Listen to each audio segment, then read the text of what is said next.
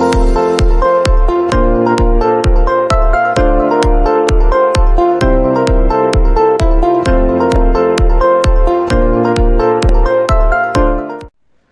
My dear students, आज HP police constable का जो रिटन एग्ज़ाम था ओवर हो चुका है। आई होप आपका पेपर बहुत अच्छा गया होगा। अगर कंपैरिजन की बात की जाए तो पिछला जो पेपर हुआ था 27 मार्च को वो स्लाइटली ईजियर साइड था एज कम्पेयर टू आज का पेपर। आज तारीख है 3 जुलाई 2022। देखो, इसमें मैंने इंग्लिश की वीडियो ऑलरेडी डाल दी है सॉल्यूशन के साथ। अब मैं अभी इसी पेपर का मैथ का सॉल्यूशन आप तक प्रोवाइड कर रहा हूँ। तो ठीक है, बिना देरी के हम लोग वीडियो को शुरू करते हैं। स्क्रीन पर ये रहा आपका पहला क्वेश्चन दिया है, how many times does the digit 6 appear while writing integer from 400 to 900। 400 से 900 तक पूर्णांक लिखते समय अंक 6 कितनी बार आता है। देखो, इसमें आपको हल्की सी नॉलेज होनी चाहिए, थोड़ी सी नॉलेज होनी चाहिए कि 1 से 100 तक कितने नंबर आते हैं। तो आपको पता होना चाहिए कोई भी डिजिट 1 से 100 तक 20 बार रिपीट होता है। अगर हम 101 से लेकर 200 के बीच कोई भी डिजिट उठा ले, जैसे सपोज दैट मैंने 1 उठा लिया, तो देखो एक की बात कर रहा हूँ मैं सिर्फ, है ना। 1 कितनी बार रिपीट होगा, तो 1 याद रखना 1 से 200 के बीच में 99 बार रिपीट होगा। अगर इसमें हम 100 भी ऐड कर ले तो ये 1 भी ऐड होगा, तो इसमें ये कितनी बार रिपीट हो जाएगा, 100 टाइम्स।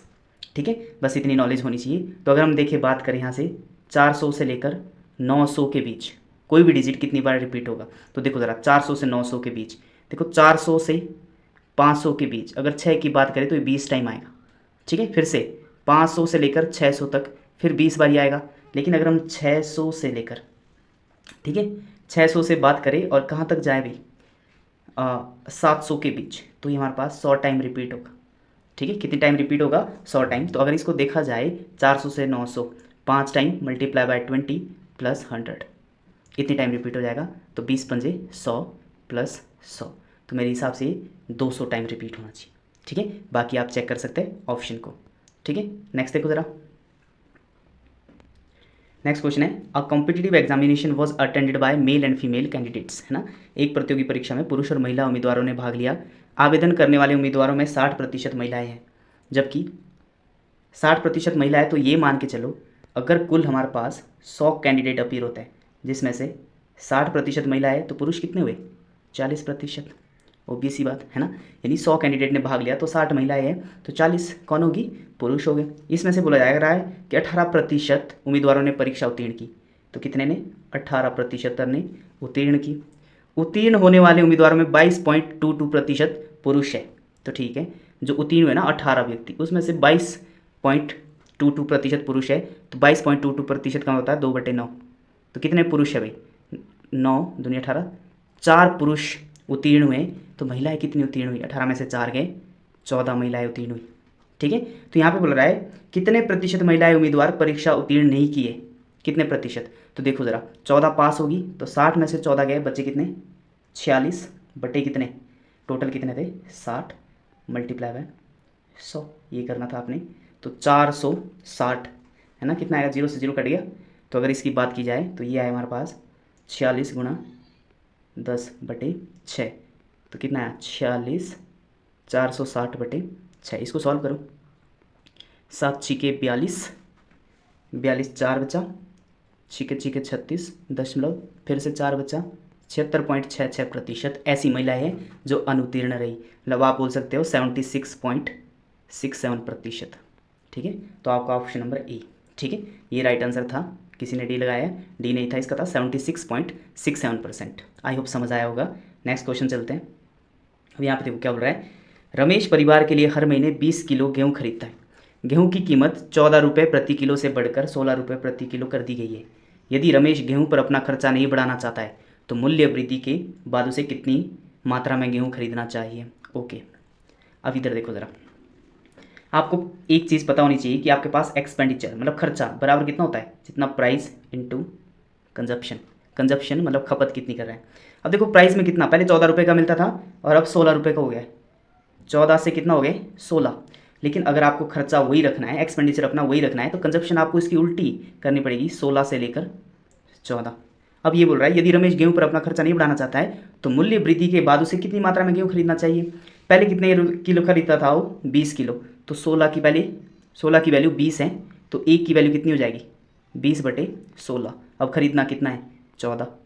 बस इतनी खपत करनी है आपने। काटो इसको ज़रा, 7 दूनी 14, 8 दूनी 16, 4 से कटेगा 2, 5, तो कितना, 7 पंजे 35/2, 35/2 यानी 17.5 kg। ये यहाँ पे देखो ज़रा, 35/2 है ना, अगर इसको काटेंगे 35/2 तो 17 दूनी 34 होता ना, तो 17.5 इतने kg। ठीक है, नेक्स्ट लिखो। नेक्स्ट क्वेश्चन क्या है, ये तो बहुत अच्छा क्वेश्चन था, ये तो आना ही आना था, है ना भाई। A train of 150 metre length travelling at 90 kmph can cross a tunnel of length 250 metre. देखो एक टनल है, एक यहाँ से ट्रेन है, ट्रेन की लेंथ है 150 और टनल की लेंथ है 250, तो डिस्टेंस निकालना था इसमें, डिस्टेंस दोनों को ऐड करना था। कितना, 250 और 150 कितना है, 400 मीटर। बस अब सब कुछ दिया है आपको। आपको एक फॉर्मूला याद रखना था, स्पीड इज इक्वल टू कितना, डिस्टेंस बटे टाइम। स्पीड दिया आपको 90 kmph, लेकिन kmph है किलोमीटर पर आवर, तो इसको कन्वर्ट करो मीटर पर सेकंड में, 5/18। डिस्टेंस कितना, देखो 150 मीटर और 250 मीटर मतलब 400 डिवाइडेड बाय कितना भाई, टाइम। ठीक है, तो इसको काटो, 18 पंजे 90, तो पंजे पंजे 25, यहाँ पे कर रहा हूँ मैं सॉल्व। 25 बराबर है 400 और टी, 25 कम 25, 25 चौके 100, तो कितना आएगा भाई, टाइम की वैल्यू 4 चौके 16 सेकेंड। ठीक है, option C is the right answer. Next question देखो। ठीक है, आपने सॉल्व किए होगे भाई, मैं तो यहाँ पे ऐसे ही कर रहा हूँ, है ना, आपने इसको देखना है अपने आप ही। अब यहाँ पे देखो क्या बोल रहा है, what is the length of the longest pole that can be placed in a room 24 metre by long 16 metre wide. देखो ये इस तरह का रूम है भाई, कोई घनावाकार है ना, घनावाकार इस तरह का रूम। तो लॉन्गेस्ट मतलब इस कोने से लेकर इस कोने तक, इस तरह से, या फिर इस कोने से लेकर इस कोने तक रूम के लॉन्गेस्ट रूम है, ऐसा लिखा जाता है। मतलब रूम का डायगनल निकालना आपने, डायगनल का फॉर्मूला होता है इतना, L² plus B² plus H²। ठीक है, तो इसको लिख लो ज़रा, कितना आएगा, 24 मीटर लंबे, तो कितना आएगा, 24 का स्क्वायर प्लस 16 का स्क्वायर प्लस 18 का स्क्वायर और रूट, तो ये कितना आएगा, 24 576 प्लस 16 256 प्लस 324, तो कितना, 6 4 10 की 6 4 10 16 का 6 हासिल 1 5 4 3 8 और 7 15 का 5 5 4 2 7 3 10 11 1156, जो कि किसका होता है भाई, 34 का, है ना, 34 का रूट होता है, तो 24 ने 34 आना था यहाँ पे ना। ये तो आप ऐसे दिमाग लगा सकते थे भाई, 24 तो नहीं हो सकता था, है ना, 24 तो इसमें ही दिया है, 24 मीटर लंबे और, है ना, ये तो पता नहीं किसने लगाया, लेकिन यहाँ पे 34 राइट आंसर है। नेक्स्ट लिखो।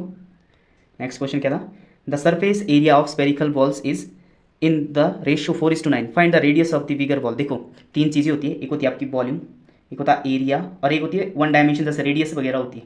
ठीक है, अगर हम लोग स्पेरिकल की बात करें तो वॉल्यूम होती है x⁻3, ठीक है, एरिया होता है x⁻2 जो भी आपके पास दिया था, रेडियस होती है x। तो यहाँ पे क्या दिया है, रेशियो किसका दिया है, एरिया का, यानी क्षेत्रफल का दिया है, तो x² कितना दिया है, 4:9, तो इसकी x की वैल्यू निकाल सकते हैं, दोनों के रूट निकालो, मतलब कितना है, 2:3।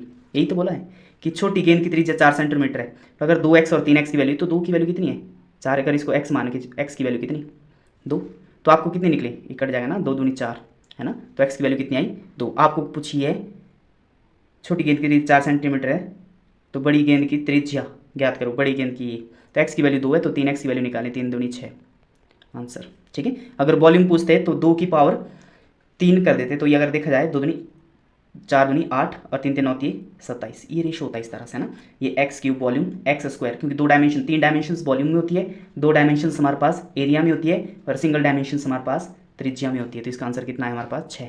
ठीक है, इसमें ऑप्शन नंबर 6 सेंटीमीटर कौन सा है, सी ऑप्शन। क्लियर भाई, इतना टफ था नहीं वैसे क्वेश्चन, ऐसे अगर देखा जाए लेवल तो एक कांस्टेबल के लेवल से बहुत ऊपर था ये क्वेश्चन ना। तो देखो यहाँ पे क्या बोला जा रहा है, एक मछली टैंक घनाभ के आकार का है, श्याम जो अधिक मछलियाँ रखने के लिए टैंक का आयतन बढ़ाना चाहता है, टैंक की लंबाई चौड़ाई और गहराई में क्रमशः 10%, 15% और 20% की वृद्धि करता है, टैंक के आयतन में कितने प्रतिशत की वृद्धि हुई।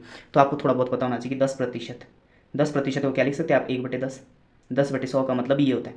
अगर 15% की बात की जाए तो 15/100 मतलब 3/20, फिर होता है हमारे पास 20%, 20% का मतलब होता है 1/5। तो इसका मतलब हुआ, अगर हम लोग बात करें वॉल्यूम की या आयतन की, हाँ, तो घनाभ का आयतन होता है लंबाई गुणा चौड़ाई गुणा ऊंचाई। ठीक है, तो आयतन पहले कितना था, पहले 10 था, अब 10 में 1 बढ़ गया तो कितना हो गया 11।